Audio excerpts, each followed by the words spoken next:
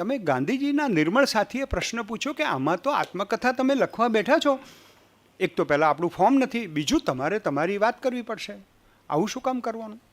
આપણે આટલું પવિત્ર જીવન જીવ્યા છીએ, હવે પાછી તમે તમારી કથા કરશો? અને આ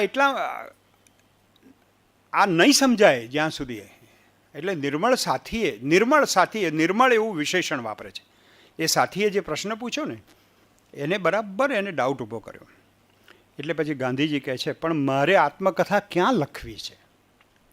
મારે તો આત્મકથા અને એ બહાને સત્યના મેં જે અનેક પ્રયોગો કરેલા છે એની કથા લખવી છે.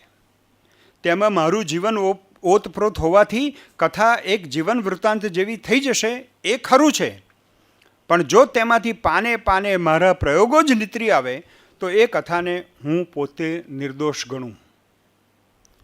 મારે તો કશું કહેવું નથી, મારે જે મેં પ્રયોગો કર્યા છે એટલે મારી આત્મકથા અથવા સત્યના પ્રયોગો, એટલે આ સત્યના પ્રયોગો અથવા મારી આત્મકથા એમ, કારણ કે સત્યના પ્રયોગો મુખ્ય છે.